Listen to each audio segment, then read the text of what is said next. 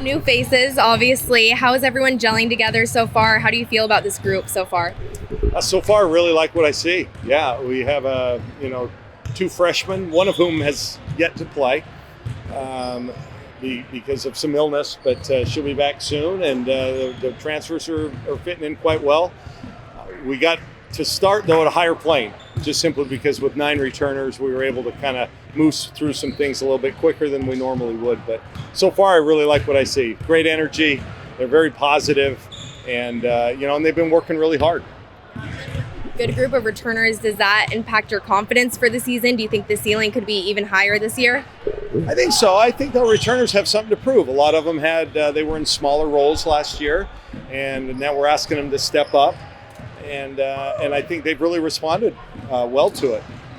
My office is up here, and I don't know how many times I've been either working early or working late, and the lights are on and kids are shooting. So, it's great to see. I think they've really bought in. They're really excited about the new year. And so, like I said, I love the energy so far. We were just watching you guys a little bit. I mean, you guys are getting up and down. How do you feel like the tempo, the pace you're playing at right now? Love our pace. Unfortunately, with a faster pace comes more turnovers.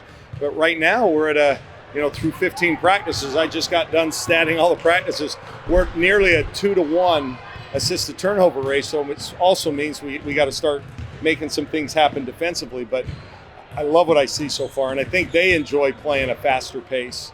A lot of kids are getting involved, a lot more ball handlers, decision makers. Our spacing's been good. We still, all these things are things we got to continue to work on, but like I see, it comes and goes, but for the most part, they've been picking it up really well. When it comes to taking care of the ball, Katie Fiso is somebody who's going to be a key player for you. And she seemed to have a presence during what we were watching as well, too. Just a little more vocal. How's she emerging, I guess, as she goes into this next year? I've been really pleased. I think she's, I hate to put a lot of praise on her because I know she's very humble, and I think sometimes the pressure might get to her, but I think she looks great. And you see her, she's the heart and soul out there. We have these catapult systems, so we're monitoring their heart rate, how many steps they take, how many decelerations, accelerations, all this data.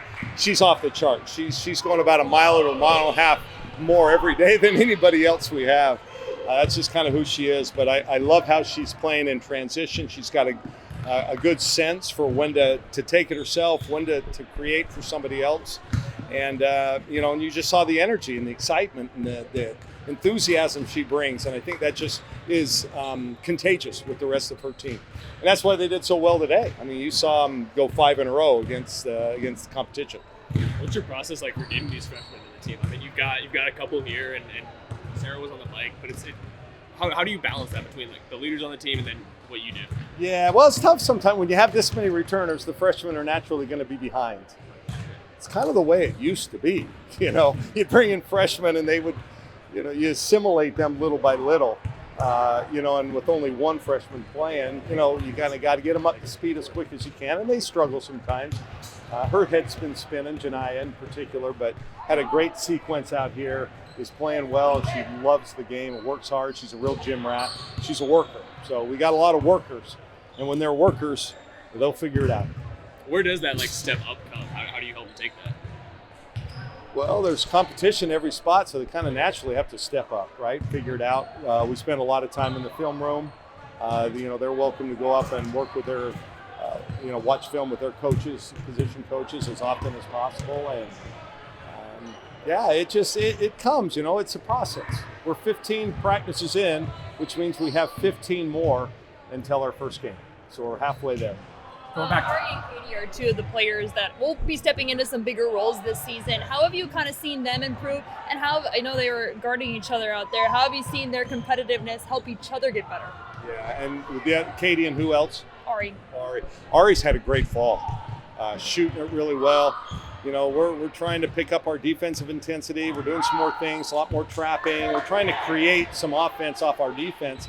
And Ari's really good at that. Her anticipation is among the better on the team. And then Katie, her first priority is to run the club. What she gives us defensively is a bonus, but she's doing a great job there. But yeah, I've been really pleased with Ari.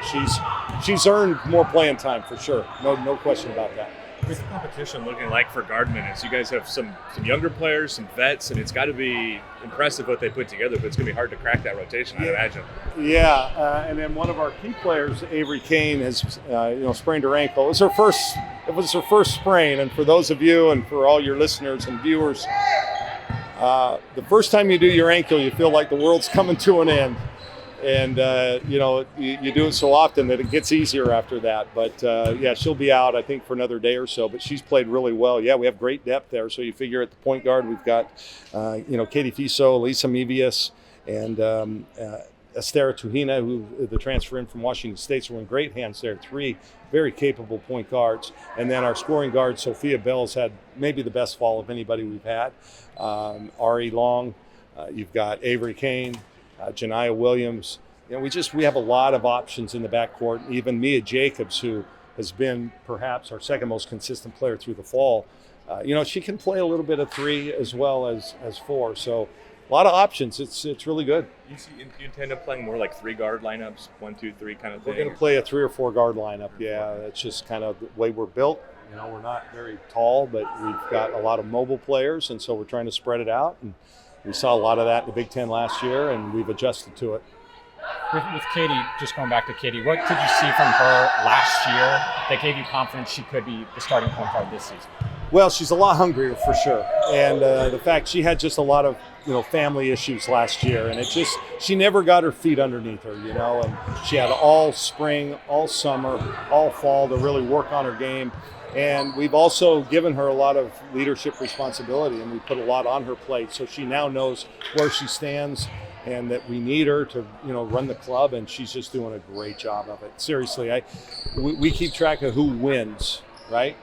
Every day. She's by far our biggest winner. So whatever team she's on, she's going to win. And you love that in your point guard.